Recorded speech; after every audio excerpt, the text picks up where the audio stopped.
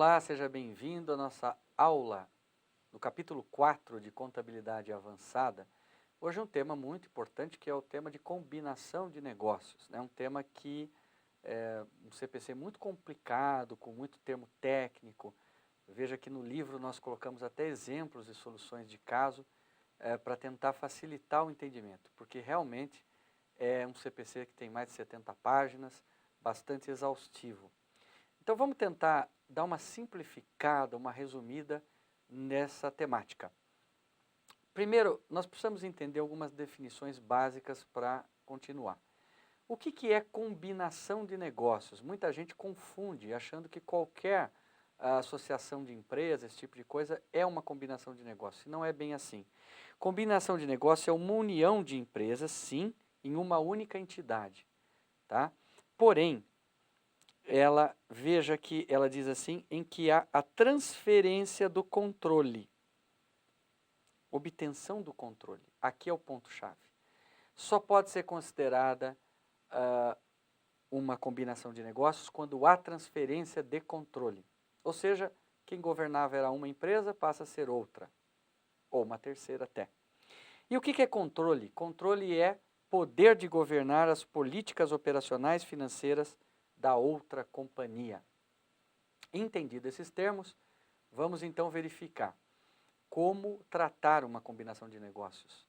Bom, primeiro, então, nós vamos especificar as demonstrações contábeis por parte de uma entidade, quando efetua uma combinação de negócios, e o método que deve ser utilizado é um método que eles chamam de purchase, ou método de compra, né? O método de aquisição aqui no Brasil. Este é o método que nós vamos tratar uma combinação de negócios. Mas antes disso, vamos trazer aqui alguns tipos de combinação de negócio. O primeiro tipo mais clássico é a chamada fusão. Na fusão eu tenho uma companhia, a companhia A, uma outra companhia, a companhia B, e as duas se juntam, morrem, desaparecem e nasce uma nova companhia, a companhia C. Então veja, nesse caso trata-se de uma fusão. É óbvio que uma fusão é uma combinação de negócio. Por quê? Porque há um controle novo nessa companhia C. Outro tipo é a chamada incorporação. Incorporação é o seguinte, eu tenho a companhia A e eu tenho a companhia B. A B morre e a A traz para dentro de si os ativos e passivos da B. Ela incorpora a B. Nesse caso, é uma combinação de negócio, por quê? Porque o controle da B, dos ativos e passivos da B, foi para A.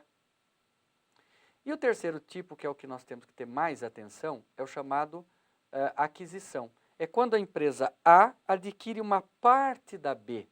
Então, continua existindo a A e continua existindo a B.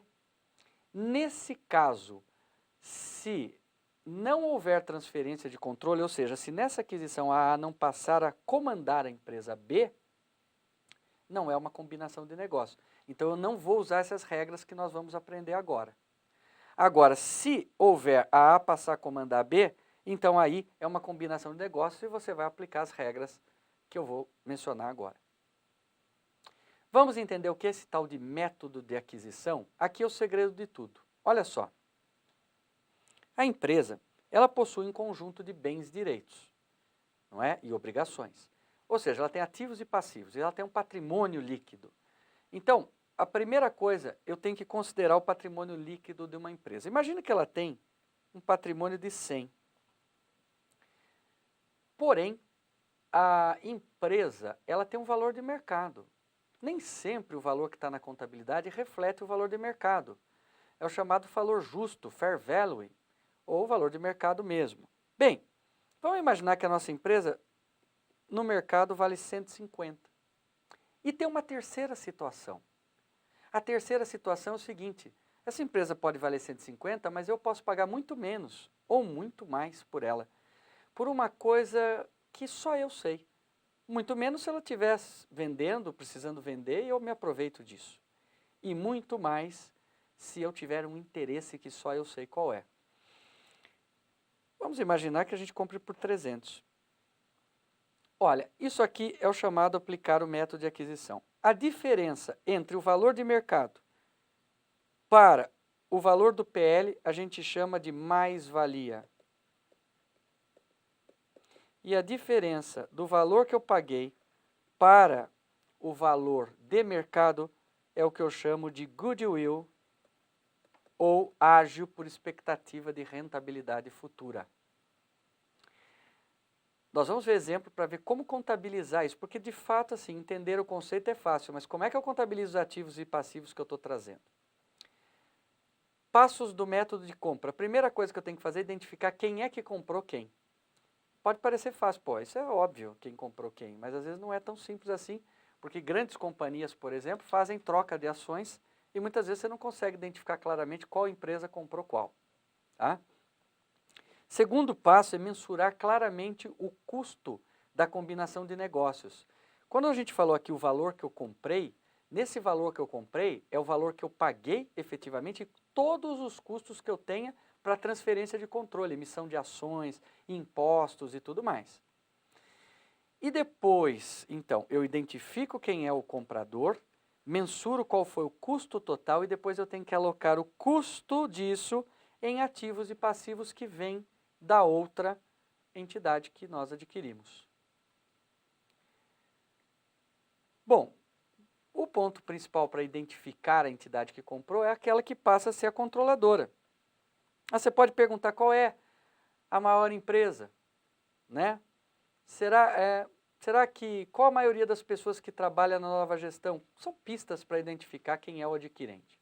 O custo é o valor justo na data de troca de ativos entregues de passivos incorridos, mais as ações emitidas para a troca de controle. E a alocação do custos.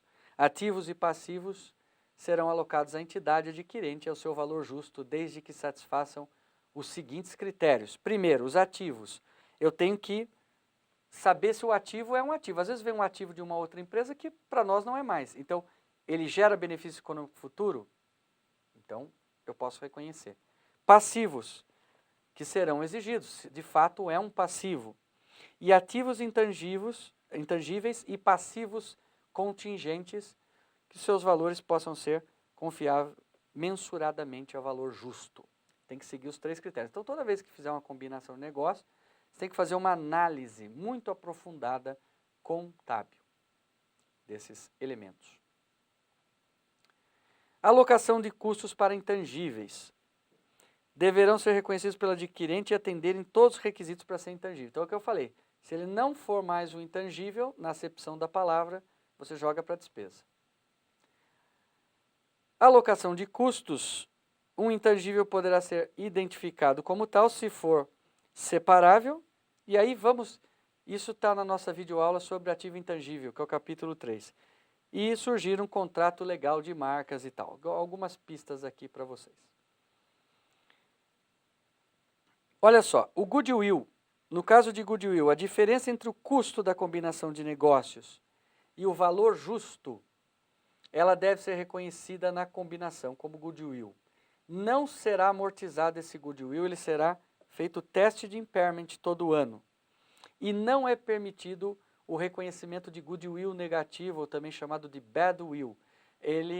Se você comprar uma empresa pelo valor menor do que ela vale, você vai reconhecer uma receita como ganho. Você vai trazer os ativos e passivos e, como você pagou mais barato do que vale esses ativos e passivos, a diferença você vai, contrapartida, jogar no resultado. O que eu devo divulgar? Informações que permitam aos usuários avaliar a natureza e o efeito financeiro das combinações e o que foi realizado no período ou após o balanço patrimonial, mas antes de qualquer divulgação, qualquer fato que tenha relevância. Exemplo, divulga a data que comprou, o nome da entidade que está combinando, se precisou emitir títulos, porcentagem que eu comprei, custo discriminado por componentes e assim por diante. Outra coisa importante divulgar, operações que eu vou vender da outra empresa, ou seja, que serão descontinuadas, valor reconhecido na data da aplicação de cada classe de ativo, se teve lucro ou prejuízo na adquirente, fatos que contribuíram para a avaliação de goodwill ou até de compra vantajosa, que é o termo que nós usamos no caso em que eu comprei uma empresa por um valor menor do que ela vale. E assim, dessa forma, a gente contabiliza uma combinação de negócios. Veja que no livro Contabilidade Avançada, nós damos exemplos de como reconhecer os ativos e passivos advindos dessa combinação de negócios. Acompanhe lá, tem casos resolvidos para facilitar o entendimento. Até a próxima aula.